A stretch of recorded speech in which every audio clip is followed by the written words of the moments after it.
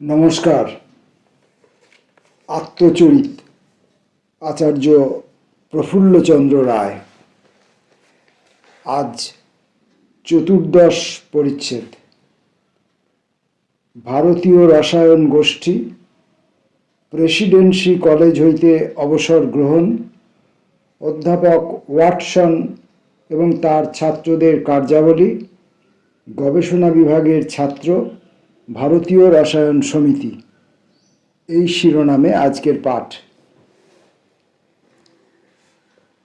আমি যথারীতি প্রেসিডেন্সি কলেজে আমার কাজ করিতে লাগিলাম। জে.সি. ঘোষ, জে.এন. মুখুজ্জে এবং মেঘনাদ সাহা এই সময় উদীয়মান বৈজ্ঞানিক। বিদেশের বৈজ্ঞানিকেরা এই সময়ে দত্ত ও ধরের আবিষ্কারসমূহের উল্লেখ করিতেছিলেন। পরবর্তীগণের মধ্যে যে তাহা উৎসাহ ও অনুপ্রেরণা দান করিতেছিল তাহাতে সন্দেহ নাই। ক্রমশই অধিক সংখ্যক কৃতবিদ্য ছাত্র এই দিকে আকৃষ্ট হইতে লাগিল এবং গবেষণার প্রতি তাহাদের আগ্রহ দেখা যাইতে লাগিল। ইহাদের মধ্যে মানিকলাল দে, এফ.ডি. ফার্নান্ডেজ এবং রাজেন্দ্রলাল দের নাম বিশেষভাবে উল্লেখযোগ্য। তাহারা কেহ কেহ স্বতন্ত্রভাবে এবং কখনো বা যুক্তভাবে মৌলিক গবেষণাপূর্ণ প্রবন্ধ রচনা করিয়াছিলেন।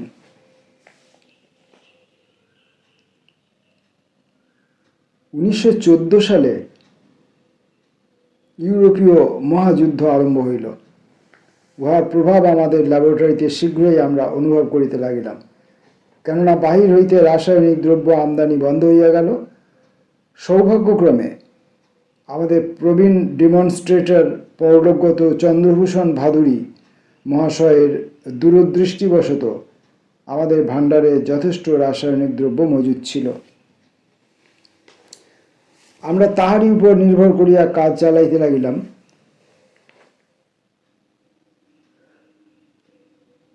আমাদিকে অবশ্য বাধ্য হইয়া গবেষণা কার্যের জন্য কতগুলো বিশেষ দ্রব্য তৈরি করিয়া লইতে হইল। ইহা আমাদের পক্ষে আশীর্বাদ স্বরূপই হইল, কেননা ইহার ফলে অনেক নতুন ছাত্র রাসায়নিক দ্রব্য প্রস্তুত প্রণালীর রহস্য অবগত হইবার সুযোগ লাভ করিলেন। 1911 সালে আর একজন উৎসাহী ও শক্তিমান যুবক আমার ল্যাবরেটরিতে যোগদান করিলেন। ইহার নাম প্রফুল্লচন্দ্র গুহ। তিনি সেই সময়ে ঢাকা কলেজ হইতে রসায়নে সসম্মানে বিএসসি পরীক্ষায় পাশ করিয়াছিলেন। সাধারণ ব্যবস্থা অনুসারে অধ্যাপক ওয়াটসনের অধীনেই তাহার গবেষণা করিবার কথা,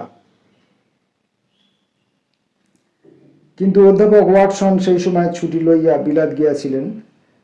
হতাশ হইয়া প্রফুল্ল আমার নিকট করুণ আবেদন করিয়া একখানি পত্র লিখিলেন যে তাহার ছাত্রজীবন অকালে শেষ হইবার উপক্রম এবং তিনি আমার অধীনে গবেষণা করিতে চাইলেন।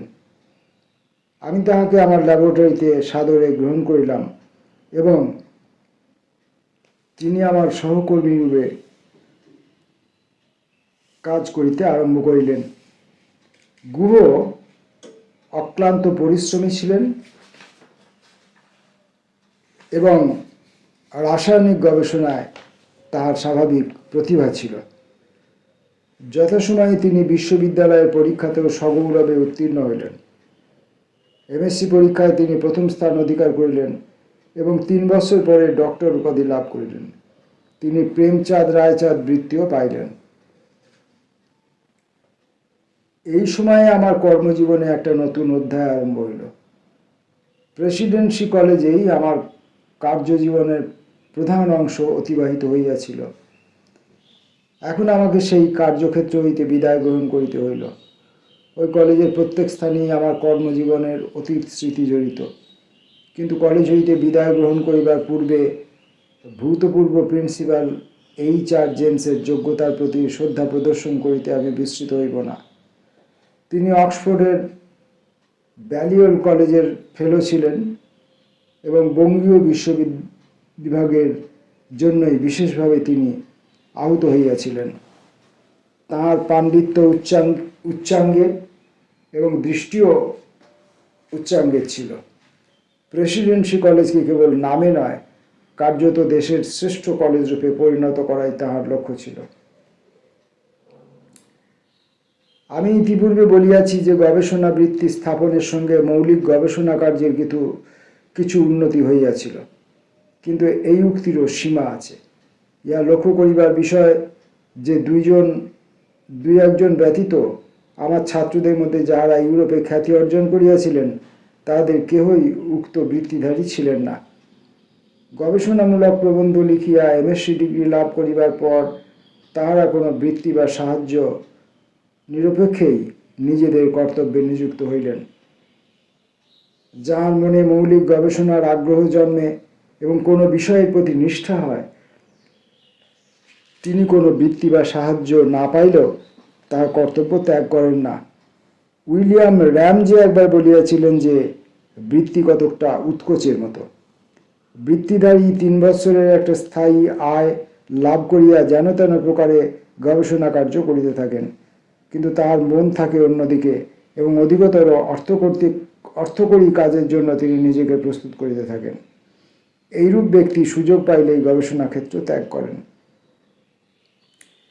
এইরূপ বহু দৃষ্টান্তের সঙ্গে আমি পরিচিত।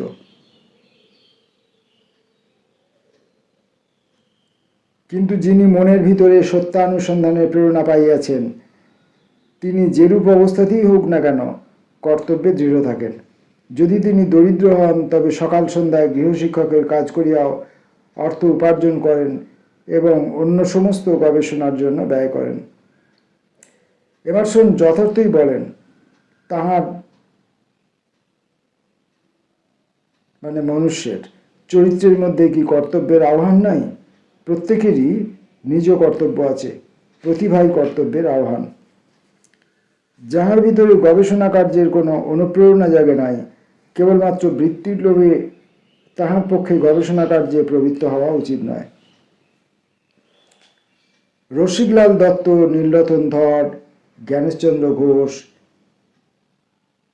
জ্ঞানেন্দ্রচন্দ্র ঘোষ, জ্ঞানেন্দ্রনাথ মুখোপাধ্যায় প্রেসিডেন্সি কলেজে গবেষণা বৃত্তিধারী ছাত্র ছিলেন না, কিন্তু তৎসত্ত্বেও এমএসসি পাশ করিবার পরও কলেজের ল্যাবরেটরিতে তাহাদিগকে গবেষণা করিবার অনুমতি দেওয়া হইয়াছিল।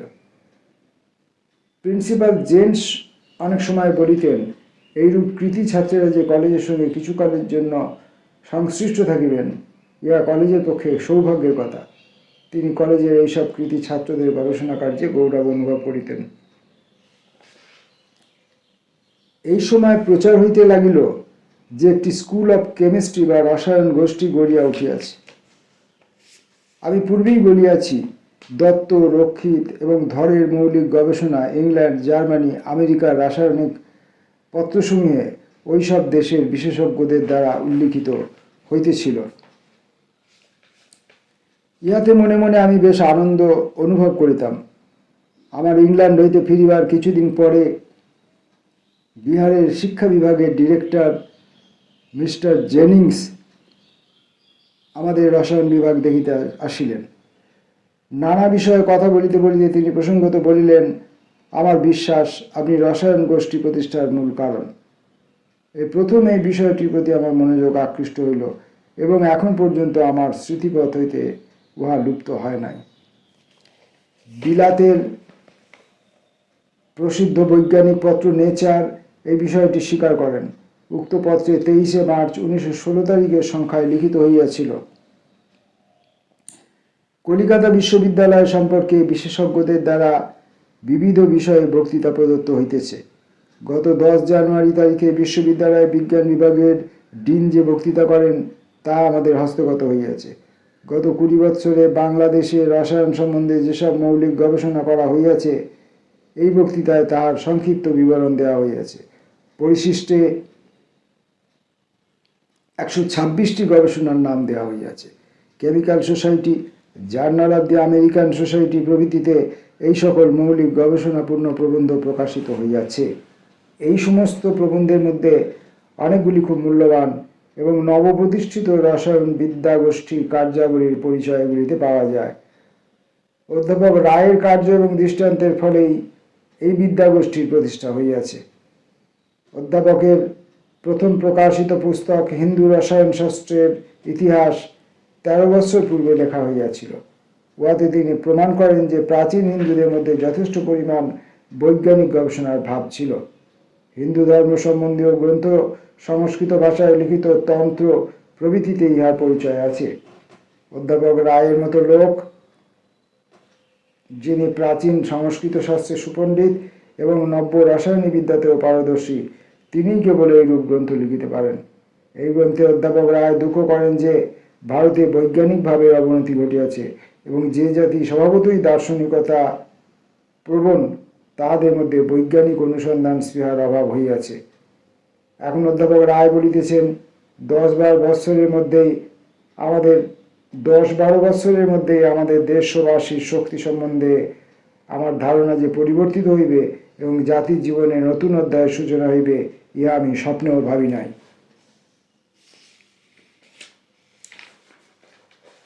বাংলাদেশে বর্তমানে যেসব মৌলিক রাসায়নিক গবেষণা হইতেছে, তাতে নিশ্চয়ই বোঝা যায় যে একটা নতুন ভাব জাগ্রত হইয়াছে এবং আশা করা যায় যে এই ভাব ক্রমশ ভারতের অন্যান্য অংশেও বিস্তৃত হইবে এবং বিজ্ঞানের অন্যান্য বিভাগ সম্বন্ধেও এই মৌলিক গবেষণা স্পৃহার উদ্ভব হইবে। পাঞ্জাব বিশ্ববিদ্যালয়ের ফিজিক্যাল কেমিস্ট্রির অধ্যাপক এস ভাটনগরও তাহার একটি বক্তৃতায় ভারতে ফিজিক্যাল কেমিস্ট্রির প্রবর্তকগণের অতি উচ্চ প্রশংসা করিয়াছেন। প্রেসিডেন্সি কলেজ হইতে এখন আমার অবসর গ্রহণ করিয়া নবপ্রতিষ্ঠিত বিশ্ববিদ্যালয় বিজ্ঞান কলেজে যোগদান করিবার সময় আসিল। সাধারণ নিয়মে আরও 1 বৎসর আমি প্রেসিডেন্সি কলেজের কাজে থাকিতে পারিতাম, কেননা আমার বয়ঃক্রম তখনও 55 বৎসর পূর্ণ হয় নাই। আমার অবসর গ্রহণের সময় ছাত্রেরা আমাকে যে সম্বর্ধনা করিয়াছিলেন এবং আমি তাহার যে প্রত্যুত্তর দিয়েছিলাম, তাহা উল্লেখযোগ্য।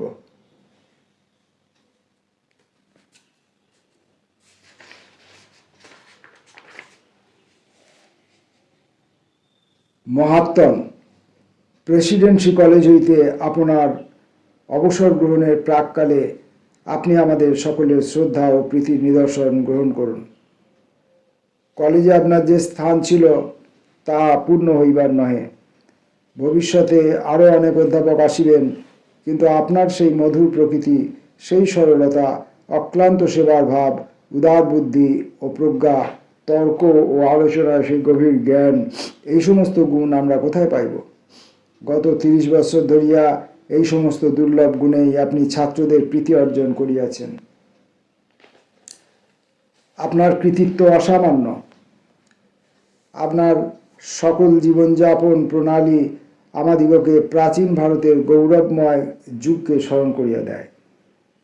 আপনি চিরদিনই আমাদের বন্ধু, গুরু এবং পথ প্রদর্শক ছিলেন। সকলেই আপনার কাছে প্রবেশ করিতে পারে। আপনার প্রকৃতি সর্বদাই মধুর। দরিদ্র ছাত্রদেরকে কেবল সৎ পরামর্শ দেওয়া নয়, অর্থ দ্বারাও আপনি সহায়তা করিতে সর্বদাই প্রস্তুত। কঠোর ব্রহ্মচর্যপুত অনাড়ম্বর জীবন আপনার দেশপ্রেমের বাহ্য আড়ম্বর নাই, কিন্তু উহা গভীর। আপনার মধ্যে আমরা প্রাচীন ভারতের গুরুর আদর্শেরই পুনরাবির্ভাব দেখিতেছি। যখন ভারতের বর্তমান যুগের জ্ঞানোন্নতির ইতিহাস লেখা হইবে, যখন ভারতের নব্য রাসায়নিক বিদ্যার প্রবর্তক রূপে আপনার নাম সর্বাগ্রে সগৌরবে উল্লিখিত হইবে, এদেশে মৌলিক রাসায়নিক গবেষণার জন্মদাতা এবং বৈজ্ঞানিকভাবে জন্মদাতা রূপে যশ ও গৌরব আপনারই প্রাপ্য। আপনার হিন্দু রসায়নের ইতিহাস গ্রন্থ ভারতীয় কীর্তিমালার এক নতুন অধ্যায় খুলিয়া দিয়াছে এবং অতীতের অন্ধকারের উপর আলোকের সেতু রচনা করিয়াছে, এবং তাহার ফলে নবীন বৈজ্ঞানিকগণ প্রাচীন নাগার্জুন ও চরকের সঙ্গে জ্ঞান রাজ্যে মৈত্রী স্থাপনের সুযোগ লাভ করিয়াছেন।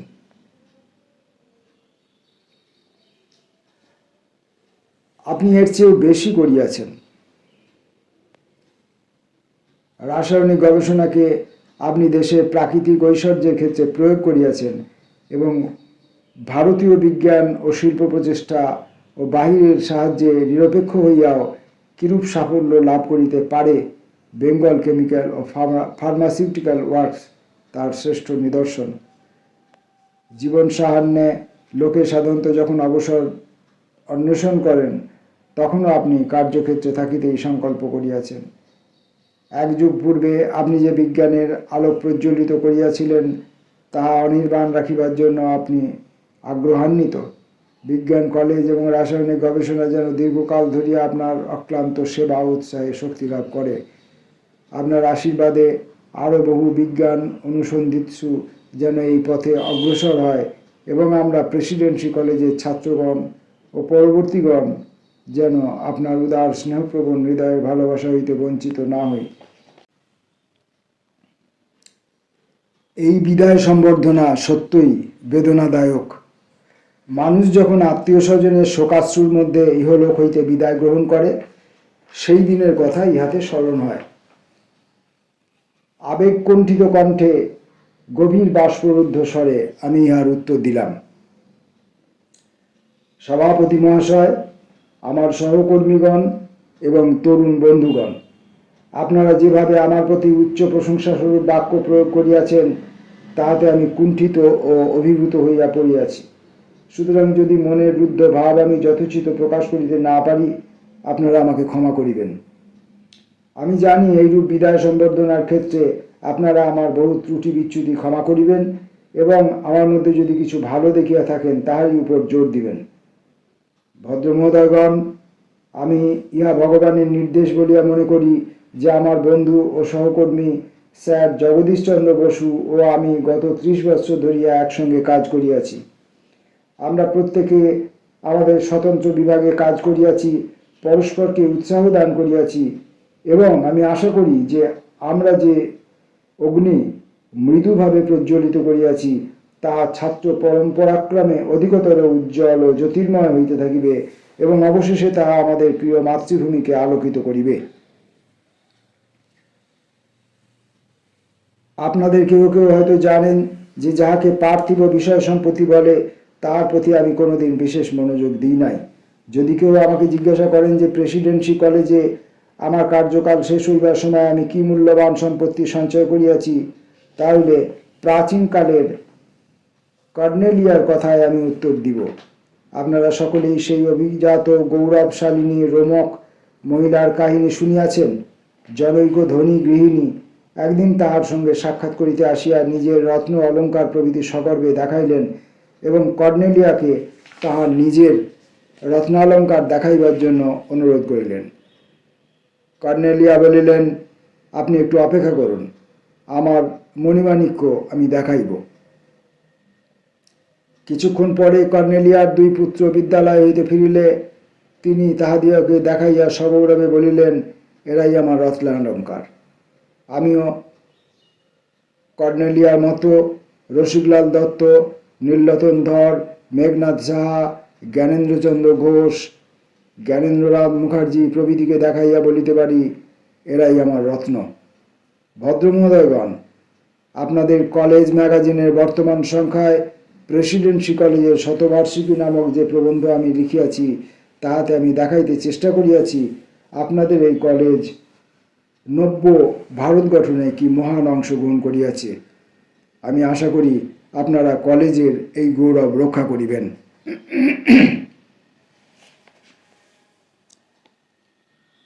ভদ্রমহোদয়গণ, প্রেসিডেন্সি কলেজের সঙ্গে আমি সম্বন্ধ ছিন্ন করিতেছি, এই চিন্তা করা আমার পক্ষে অসম্ভব।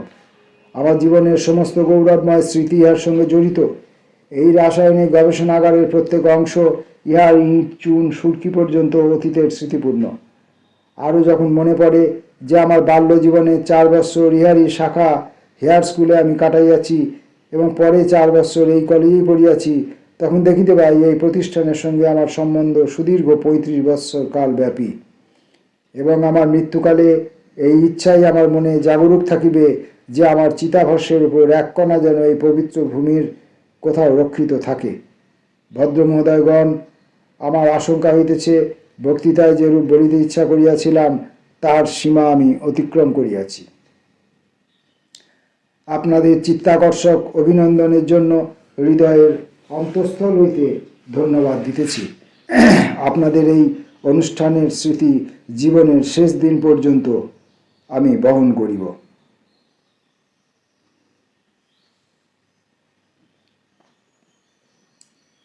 এখানে পরলোকগত ডাক্তার E.R. ওয়াটসনের স্মৃতির প্রতি আমার শ্রদ্ধা প্রদর্শন করা কর্তব্য। ঢাকা বিশ্ববিদ্যালয়ের রসায়ন শাস্ত্রের অধ্যাপক রূপে তিনি একদল নবীন রাসায়নিক গড়িয়া তুলিয়াছিলেন এবং তাহাদের প্রাণে মহৎ অনুপ্রেরণা জাগাইয়াছিলেন। 1908 সালে ঢাকা কলেজ হইতে প্রথম একদল ছাত্র রসায়ন শাস্ত্রে MA পরীক্ষায় পাশ করে। ডাক্তার ওয়াটসন অনুকূলচন্দ্র সরকার নামক কৃতি ছাত্রকে বাছিয়া লন এবং তাহার সহযোগিতায় গবেষণা করিতে থাকেন। পরে আরও 2 জন ছাত্র এই কার্যে যোগ দিয়াছেন। ঢাকা কলেজে রাসায়নিক গবেষণার ইহাই আরম্ভ। তাহার পর হইতে ডাক্তার ওয়াটসনের কানপুর গমন পর্যন্ত 3-4 জন ছাত্র বরাবর ডাক্তার ওয়াটসনের সঙ্গে তাহার তত্ত্বাবধানে কাজ করিয়াছিলেন। ডাক্তার ওয়াটসনের কয়েকজন ছাত্র পরবর্তীকালে রাসায়নিক গবেষণা করিয়া যশ ও খ্যাতিলাভ এবং জ্ঞান ভাণ্ডারের ঐশ্বর্য বৃদ্ধি করিয়াছিলেন। ইহাদের মধ্যে ডাক্তার অনুকূলচন্দ্র সরকার, ডাক্তার প্রফুল্লচন্দ্র ঘোষ, ডক্টর ব্রজেন্দ্রনাথ ঘোষ, ডক্টর সুধাময় ঘোষ এবং ডক্টর শিশিরভূষণ দত্তের নাম বিশেষভাবে উল্লেখযোগ্য। ডাক্তার ওয়াটসন নিজে অক্লান্ত কর্মী ছিলেন। তাহাকে কখনোই কর্মে পরিশ্রান্ত হইতে দেখা যায় নাই। সকাল হইতে সন্ধ্যা পর্যন্ত তিনি একাকী অথবা ছাত্রদের সঙ্গে হাসি মুখে কাজ করিতেন। তার কার্যতালিকা এইরূপ: সকাল 7টা হইতে 9:30 ল্যাবরেটরিতে নিজের গবেষণা কার্য, 10:30 হইতে 12:30 ক্লাসে অধ্যাপনা অফিসের কাজ, 12:30 হইতে 5টা ISc, BSc এবং MSc ক্লাসের ছাত্রদের প্র্যাকটিক্যাল কার্য পরিদর্শন, 5টা হইতে 7টা রিসার্চ ছাত্রদের কার্য পরিদর্শন। তাহারও পরে রাত্রি 9টা হইতে 10টা পর্যন্ত তিনি নিজের গবেষণার কাজ করিতেন। ছুটির দিনে বা অবকাশকালে ডাক্তার ওয়াটসনের সময় তার নিজের গবেষণায় ও রিসার্চ ছাত্রদের গবেষণায় কাজ দেখিবার জন্য ব্যয় হইত।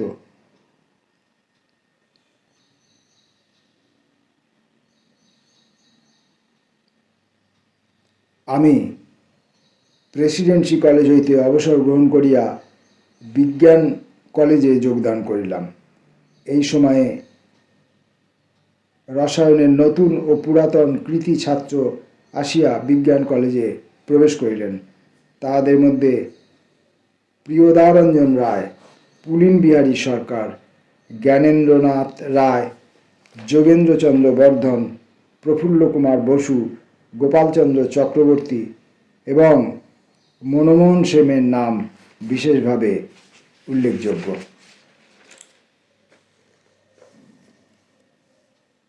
চতুর্দশ পরিচ্ছেদের পাঠ এই পর্যন্ত আজকে পড়ে অসম্পূর্ণ রাখলাম। বাকি অংশটুকু পরবর্তী ভিডিওতে পাঠ করব। নমস্কার।